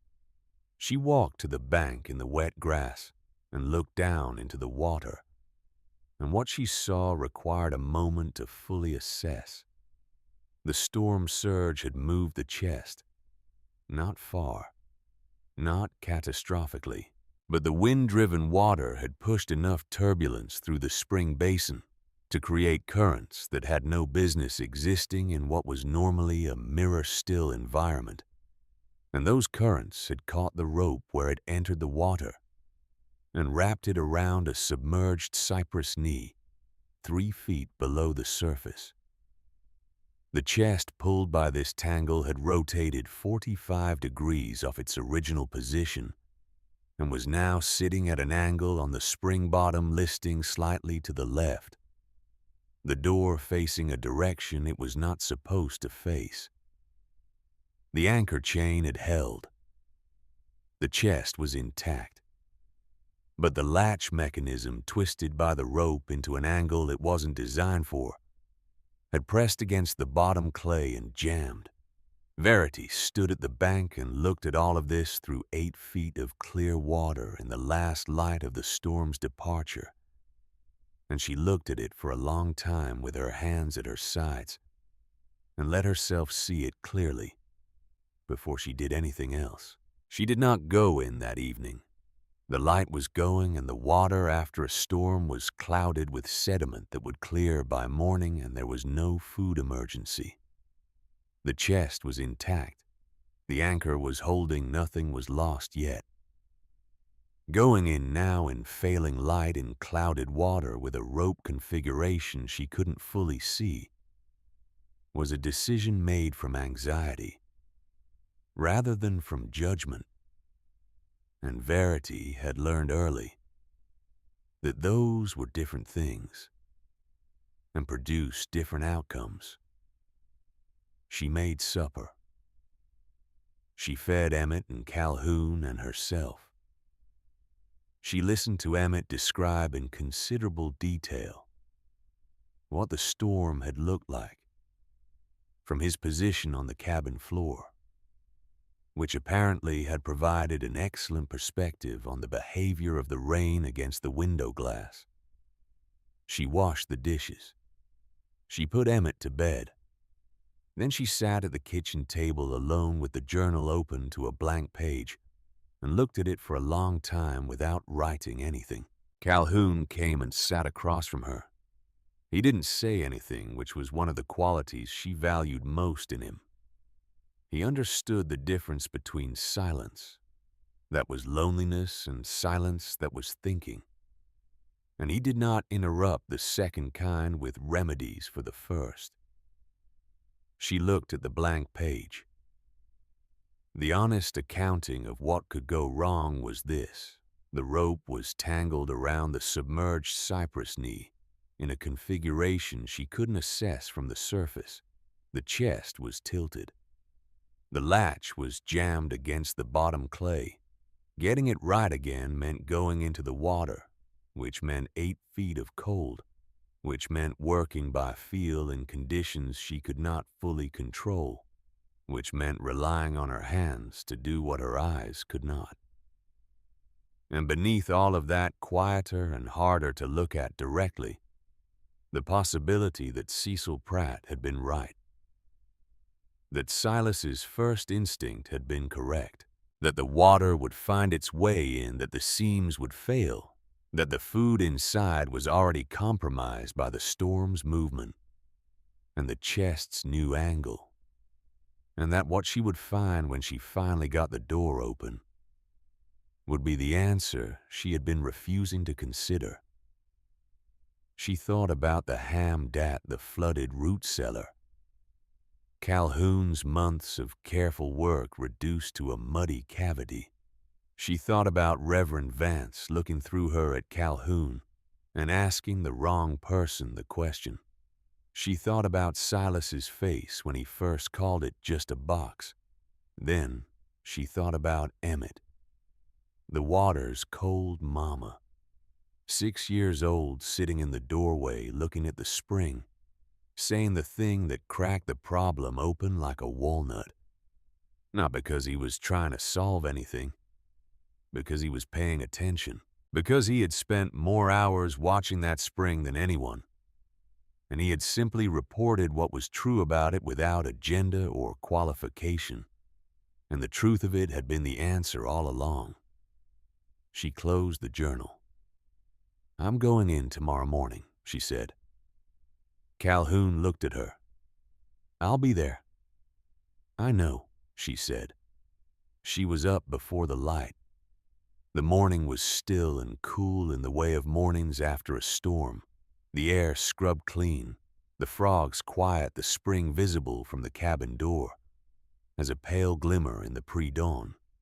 She dressed without waking Calhoun, which she had not intended, and which she gave up on when she heard him on the ladder from the loft. Before she had her second boot on, he came downstairs and looked at her. "Coffee first," she said. They drank it on the porch steps in the gray dark, not talking, watching the sky lighten in the east by degrees. The oak with the lightning scar was visible against the pale horizon, its wound already beginning to look like a permanent feature rather than a fresh injury. The clearing was still scattered with leaves. The smudged fire pit cover had shifted in the wind but held. Emmett appeared in the doorway at first light, his boots on the correct feet, which meant he had been awake and thinking about today for some time. "I want to come, yeah," he said. "You can come to the bank," Verity said. 6 feet back from the edge. That's your position." "I know my position," he said with dignity. They walked to the spring together in the early light. The water had cleared overnight. The storm sediment had settled, and the spring had returned to its characteristic transparency, so that from the bank you could see all the way to the bottom to the chest, sitting at its wrong angle on the pale sand. The rope tangled in a loop around the cypress knee, 3 feet below the surface, the door facing the wrong direction. Verity stood at the bank and studied it. She mapped it out in her mind the way she mapped out problems before she addressed them methodically from the outside in. The cypress knee was fixed. She couldn't move it, so the rope had to come free from it rather than the knee coming free from the rope. The angle of the tangle suggested the loop had gone around once from the left, which meant unwinding it meant approaching from below and from the right. The latch jam was a separate problem she would address that after the rope was clear, not before. She sat down on the bank and pulled off her boots. The water was cold. She had known it would be cold. She had known it intellectually and empirically from years of living next to it, and from Emmett's enthusiastic reports. But when it hit her mid-shin on the first step down from the bank's edge, the cold was a physical fact that made itself known in a way that knowledge about coldness cannot fully prepare you for. Clear and clean and genuine with no equivocation about it. She waded in. By the time she was knee-deep, she had located the rope tangle visually from above. She could see the loop around the cypress knee clearly through the water, could see how it would need to come free. By the time she was waist-deep, the cold was no longer a shock, but a condition present, and real and not. She had decided something to argue with. By the time the water hit her chest, she was focused entirely on the rope and the knee, and the angle she needed to approach them from. And the cold was simply what the water was. the same way the sand on the bottom was what the bottom was. She went under. Not fully, not diving, she bent at the waist and put her hands and head below the surface, and the world changed. The sound stopped. The spring was entirely itself at this depth, cold and blue-green and lit from above by the early morning sun, slanting through the clear water in long angled columns. She could see the chest below her, sitting at its wrong angle, the rope running from the iron rings on its roof up to the cypress knee just ahead of her. Hands looped once and held. She got her hands on the rope below the loop. Working underwater by feel was different from working by sight. In the same way that all things done in limited conditions are different. Not impossible, just requiring more attention. More reliance on what the hands knew, rather than what the eyes could confirm. She had good hands. She had spent her adult life learning to trust them in conditions that required it, and they did not fail her now. She found the exact point where the rope was caught, traced the loop's direction, and began working it counterclockwise, the direction the tangle had to go to come free, which she had worked out from the surface and which proved when she tested it to be correct. It moved. It resisted, then moved again, the rope stiff with cold but still pliable enough to be managed. She surfaced for air. Calhoun was at the bank's edge with the guide rope in both hands, steady and silent, his face showing nothing that would have complicated what she was doing. Emmett was in his position 6 feet back, cross-legged in the wet grass, watching with the total concentration he brought to things that mattered. The heron was on the far bank, present as always. She went back under. The second pass on the rope freed it. She felt it come clear of the cypress knee with a give that traveled up through her hands and into her arms, and she worked it carefully back away from the obstruction and fed it upward toward the surface. She came up trailing the free rope behind her, water streaming from her hair, and handed the end to Calhoun. "Clear," she said. She turned back to the chest. Getting to the latch at 8 feet required going deeper than she had been. She couldn't reach it from her current position. The bottom was too far down, and the angle of the chest meant the latch was pressed against the clay on the far side. She took a breath, oriented herself, and went fully under, pulling herself down along the anchor chain, hand over hand, until her feet found the spring bottom. The sand was fine and cold under her bare feet. She felt for the latch with both hands, finding the chest's doorframe first, and then the iron mechanism, which was exactly where she knew it to be, and which was, as she had assessed from the surface, pressed at the wrong angle against the hard clay bottom. She worked her fingers around to the release cord, cold stiff present, and pulled it upward and sideways simultaneously, changing the angle of pressure on the latch while pulling the release, and felt the mechanism give. She pushed off the bottom and came up. She broke the surface at 7:15 in the morning and stood chest deep in the cold spring with the latch cord in her right hand, breathing, and Calhoun was already taking up the haul rope through the pulley block. And Emmett, from his position on the bank, said quietly and with certainty, "There it is." The chest rose.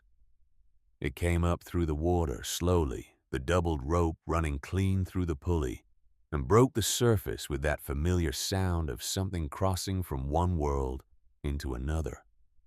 Verity waded to the bank and pulled herself out, water streaming from her dress, her feet finding the solid ground of the bank's edge, and stood up. Calhoun guided the chest to the bank and steadied it. She unlatched the door. Cold air poured out, genuine, uncompromised cold, the cold of 8 feet of groundwater that did not know what a storm was and did not care. The butter was firm. Every jar, every crock, every wrapped piece of meat was exactly as it had been when she had last loaded the chest 3 days ago. The smoked fish was dry. The small cheese wedge was whole and cold, and entirely itself. The young carrots in their damp cloth were crisp and clean and cool. The way carrots grown in a Florida garden in June had no business being outside of a spring that didn't know what June meant. Not one thing had been lost. Verity stood at the bank's edge in wet clothes in the warming morning air and looked at the contents of the chest, and then looked at Calhoun, who was standing with the haul rope in his hands, and who was smiling in the way he smiled when something had gone exactly right. A quiet smile, not performed, the kind that arrived on a face before the person knew it was there. "The seams held," he said. "Of course they did," she said. Emmett uncrossed his legs and stood up from his position. He came to the bank's edge and looked into the chest with the careful attention of someone completing a formal inspection. "Everything's there," he said. "Everything's there," Verity confirmed. He nodded satisfied and went to check on Captain. They repacked the chest that morning with fresh provisions.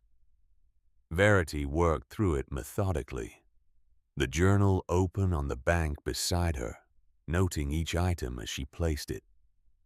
A full pound of butter wrapped in wax paper, 2 crocks of milk, the remainder of a pork loin she had salted the previous week, which had kept so perfectly that it smelled of nothing but smoke and salt and thyme. A bundle of young carrots from the garden that had survived the storm better than she had expected. 2 bundles of green beans fresh from the morning's pick.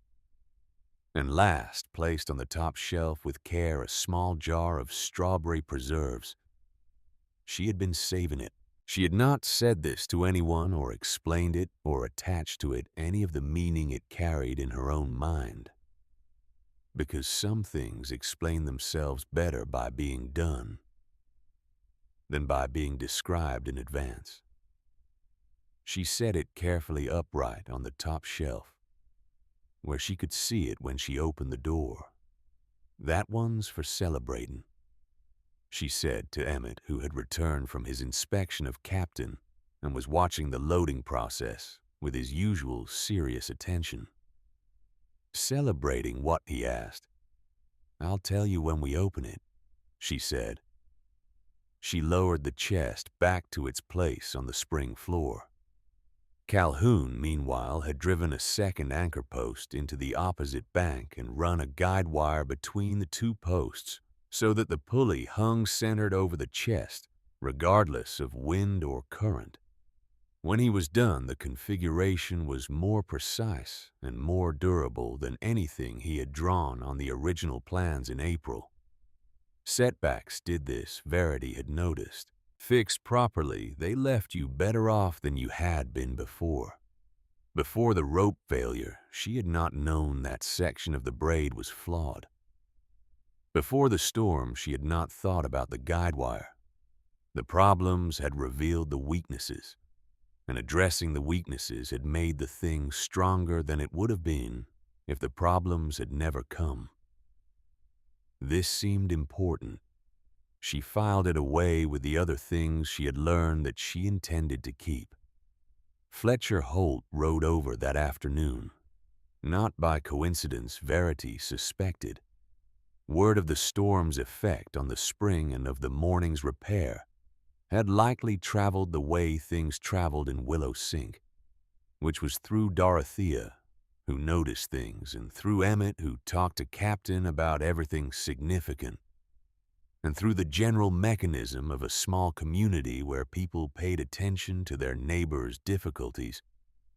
because they understood that their own might be next. Fletcher stood at the spring's edge and looked at the two anchor posts, the guide wire running between them, the pulley hanging straight and centered over the clear water below. "Storm didn't take it," he said. "The chest held," Verity said. "The rope tangled on a cypress knee. It's sorted now."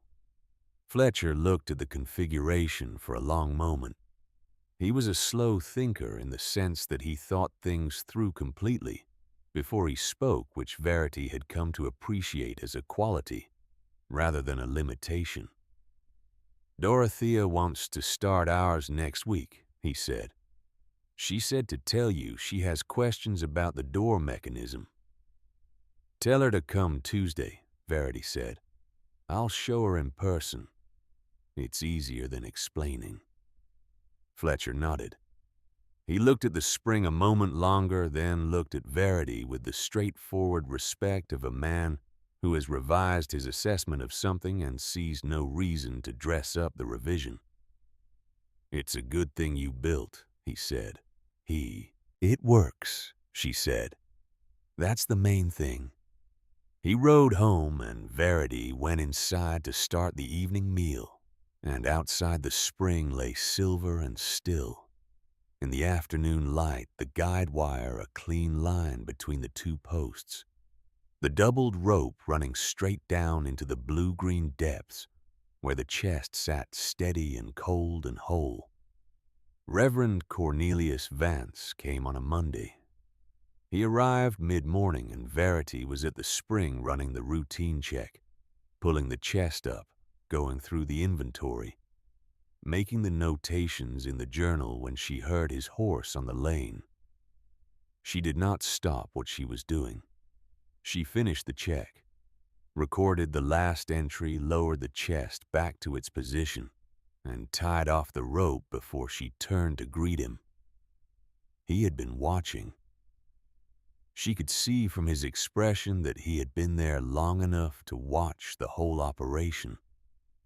The haul, the latch, the inventory, the journal, the lowering, the tying off. He had watched it the way he watched sermons being delivered by guest ministers, with the careful attention of someone assessing the quality of the work. He dismounted and stood at a distance for a moment before coming toward the spring. "I heard about the storm," he said. "I wanted to see how things stood." "Everything stood," Verity said. She gestured toward the spring. "The chest held through the storm surge. We had a rope tangle to sort out. It sorted." He looked at the guide wire between the two posts.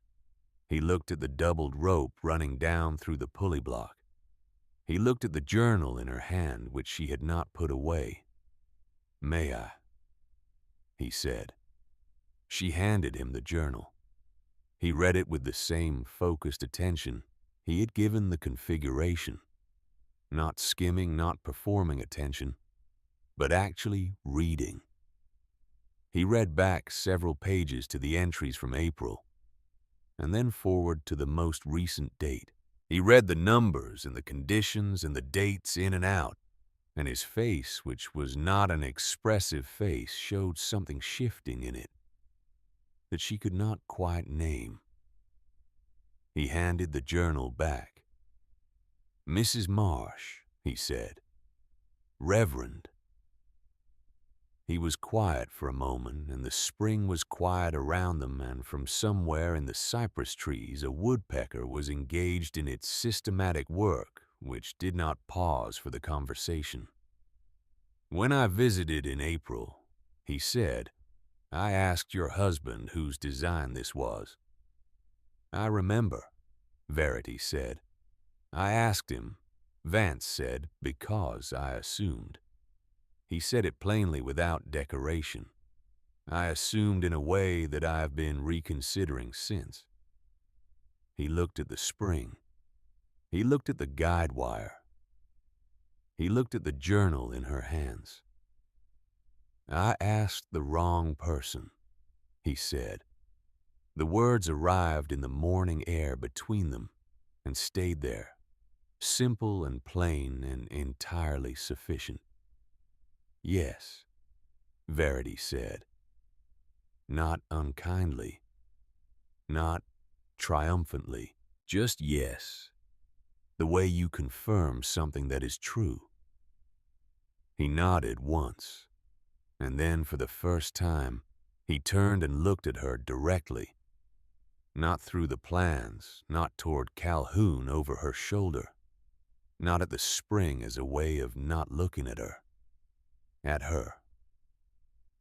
"Dorothea Holt tells me you've been helping her understand the construction," he said. "She's been asking good questions," Verity said. "I've been answering them." "She says you've been answering them very well." "The system isn't complicated," Verity said. "The principles are simple. Most people could build this if they understood what they were trying to do." Vance looked at her steadily. "You intend to teach it to anyone who wants to learn it," she said. He was quiet for a moment. Then he said something she had not expected. "If you were willing, I would tell the congregation about this, not as a curiosity, as something the community might benefit from." Verity considered this. She considered it the way she considered things that mattered seriously from all angles, looking for the flaw. She thought about what it would mean for Reverend Vance to stand in the Holt barn on a Sunday morning and tell 50 people that a 27-year-old woman had figured out how to keep food cold in a Florida summer. She thought about what it would mean for those 50 people to hear it from him, rather than through the gossip chain that had so far carried the information with varying degrees of accuracy and skepticism. "Yes," she said, "if you're willing to tell it accurately." "I will tell it as I've seen it," he said, "which is the only way I know to tell things." He rode away, and Verity stood at the spring's edge and watched him go. And when he was out of sight, she looked down through the clear water at the chest, sitting steady on the spring bottom. And she felt something that was not quite pride, and not quite vindication, and not quite relief, but that partook of all three in proportions she didn't need to name. She had not built this to prove something to Cornelius Vance. She had built it because the food kept spoiling and she had figured out how to stop it. But the proving had happened anyway, the way proofs do when the evidence is handled properly and the record is kept. The summer settled in. June came fully into its own, which in Florida meant the temperature settled into the upper 80s and stayed rising occasionally to something that had to be experienced to be appreciated, and that no description from someone who had not lived through it would prepare you for. The insects were a curtain in the evenings. The vegetables in the garden grew at a speed that would have seemed improbable in Georgia, because the heat that was working against the preservation of everything that had been harvested was also working very enthusiastically in favor of everything still in the ground. Verity reorganized her household around the cold of the spring, the way you reorganize a room around a new piece of furniture that changes what the room is for. She churned butter twice a week instead of once, because butter kept nil. She purchased salt pork in the quantity that made economic sense, rather than in the small amounts she had been forced to use. Before, buying small meant buying often, and buying often at Pratt's prices meant spending more than the larger purchase would have cost. The mathematics were simple. They were also, over the course of June, becoming the most significant improvement in the family's economic situation since they had arrived in Florida.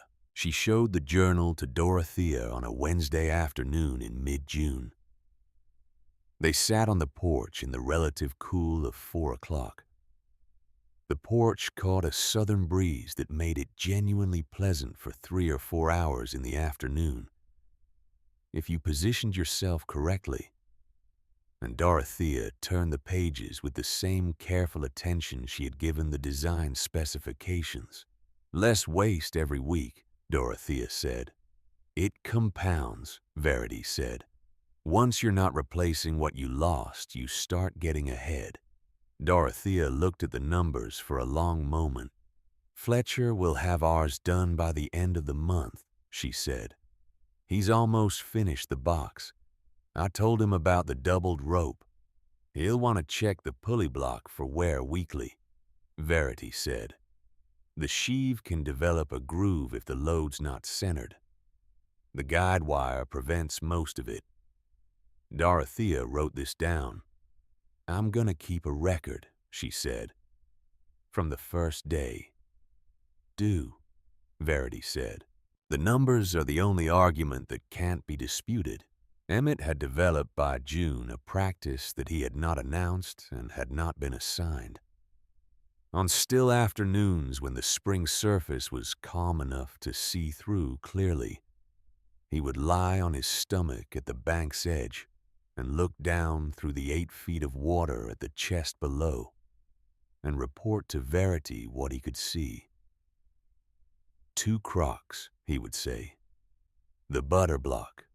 The jar." "Can you see what's in the jar?" Verity asked once. "It's red," he said. "The celebrating jar." "Yes," she said. "That one." She opened it on a Sunday evening in the last week of June. The day had been the longest of the year. The summer solstice had passed 3 days earlier, and the light lingered now into the evening in a way that made the clearing seem suspended in a particular golden quality that had no equivalent in any other season. The frogs had started at the water's edge doing their patient, relentless work.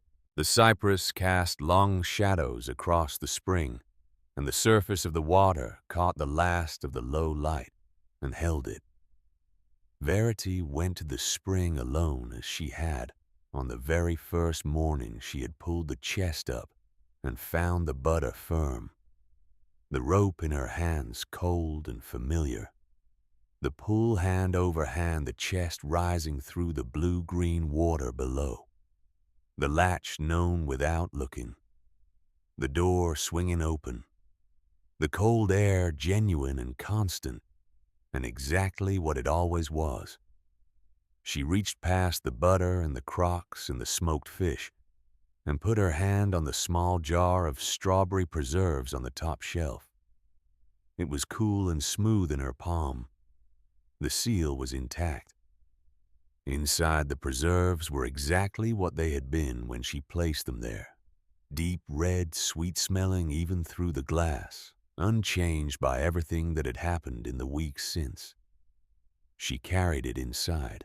Calhoun was at the table mending the same piece of harness that had been his occupation during the storm, which had become in some way an ongoing relationship between him and the leather, rather than a task with a defined completion.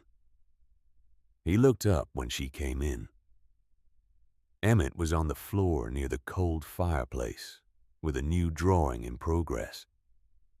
This one featuring what appeared to be Captain in conversation with the underwater pantry, which he had rendered with considerable structural accuracy, given that he had never seen the inside of it from below.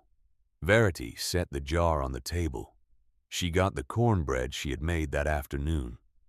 It had been cooling on the counter for 2 hours and was exactly the right temperature. Now the way cornbread needed to be before you added anything to it that deserved proper attention. She put it on the table beside the jar. She opened the preserves. The smell that came out of the jar was summer strawberries and sugar, and the particular sweetness of fruit put up at its best moment. And that moment had been preserved intact down in the cold dark of the spring through storms and rope failures and doubt and the long work of daily maintenance. and it was present now in the cabin in the lantern light exactly as it had been when it was made. She spread it on the cornbread. She gave a piece to Emmett and a piece to Calhoun, and she kept one for herself. And they sat at the table together in the warm light of the June evening, the frogs outside, and the spring beyond the door, and the solstice dark coming down slow over everything. "What are we celebrating?" Emmett asked. He had asked this several times over the preceding weeks and had been told each time to wait, and he had waited with the patience of a child who understands that some answers are worth the time they take. Verity looked at Calhoun. He looked back at her, and in the look were all the months of this, the flooded cellar, the spoiled meat, the cold spring in the pre-dawn, the pitch applied twice, the rope replaced the storm, the cold water at her chest, the butter firm every morning's entry in the brown journal accumulating into a record of something that had worked when they had needed it to work. That we stayed, she said, and that it worked. Emmett held his cornbread in both hands and considered this with the gravity he brought to important things. There was preserves at the corner of his mouth. He was 6 years old and had lived his entire understanding of the world next to a spring that he knew better than anyone, and the spring had given them what they needed, because he had been paying attention when it mattered. "I knew it would work," he said. "There weren't any bubbles, and on the longest day of the year, when the light went on and on into the evening, until it seemed like the sun had decided to simply stay." Verity Marsh sat on the front porch steps of the cabin at Willow Sink and let the solstice evening come down around her slowly.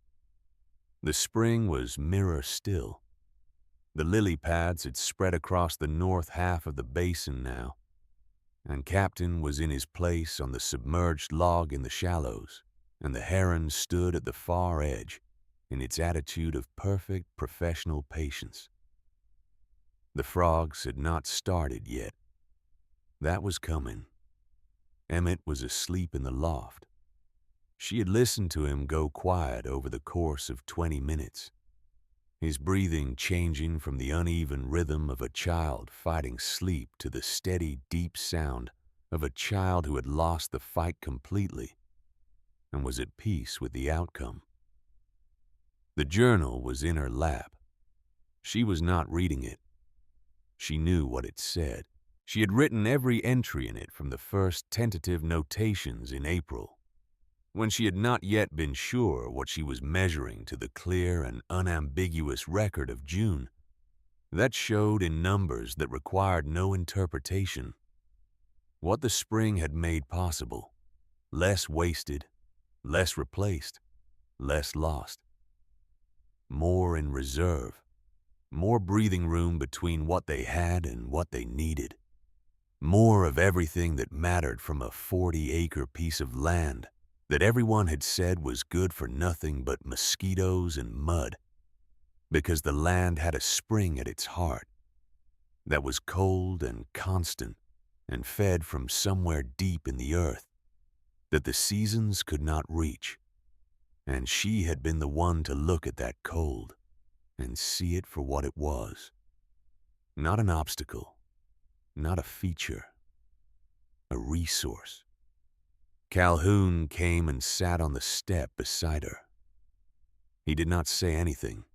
He had brought his own coffee, which meant he intended to stay for a while, which was all she wanted. The first frog started at the north edge of the spring, and then another. And then they were all going in that steady building, entirely reliable chorus. That was the sound of a Florida evening finding its full voice.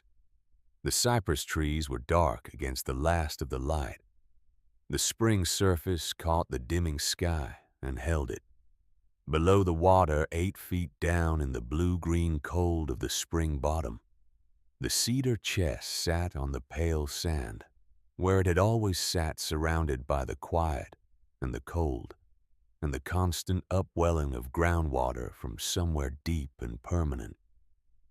The doubled rope ran clean from the iron rings on its roof, up through the clear water to the pulley block, and down to the cedar post on the bank. The anchor chain held. The pitch was whole in every seam. Inside, butter and milk and smoked fish and a wedge of cheese and a crock of young carrots from the garden, cool and whole and good exactly as placed unchanged by everything the surface world had done in the time since. The frogs sang. The light failed gently. The spring held its cold. Verity did not need to say anything, and she did not. They were home.